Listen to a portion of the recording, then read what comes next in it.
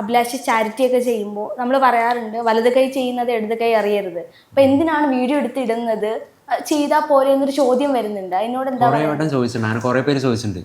അപ്പോൾ ഇപ്പം ഞാൻ അങ്ങനെ ചെയ്യുന്നുണ്ട് വെച്ചാൽ അപ്പോൾ ചേച്ചിയാണെങ്കിൽ കൂടി കണ്ടു ഇഷ്ടപ്പെട്ട ചേച്ചിൻ്റെ ഭാഗത്തും എന്തെങ്കിലും ചെയ്യണം തോന്നും. അവൻ്റെ സന്തോഷം കാണുമ്പോൾ ചെയ്യണം തോന്നും. അപ്പോൾ ചേച്ചി അത് ചെയ്യും.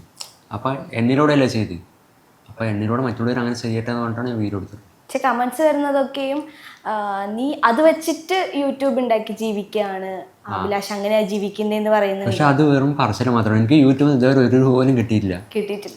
അപ്പോൾ നമ്മൾ പണിയെടുക്കുന്ന പൈസയും കൂടെ നമ്മൾ ഹെൽപ്പ് ചെയ്യണം, അങ്ങനെ മാത്രം ചെയ്യുന്നു. അല്ലാണ്ട് നമുക്ക് യൂട്യൂബിൻ്റെ ഭാഗത്തുനിന്നും ഇതുവരെ റവന്യൂ ഒന്നും കിട്ടിയിട്ടില്ല. അഭിലാഷ് ജോലിക്ക് പോകുന്നുണ്ടോ? പോകുന്നുണ്ട്. എന്ത് ജോലിക്കാണ് പോകുന്നത്? ഞാൻ ഇലക്ട്രീഷ്യൻ പണിക്ക് പോകും.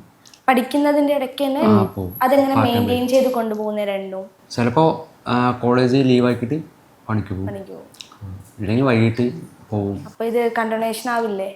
ഇല്ല, പോകണമല്ലോ. നമുക്ക് മാനേജ് വീട്ടിലെ കാര്യങ്ങൾ നോക്കണം, എല്ലാം നോക്കണമല്ലോ. വീട്ടിലെ കാര്യം നോക്കുന്ന അഭിലാഷ് തന്നെയാണോ?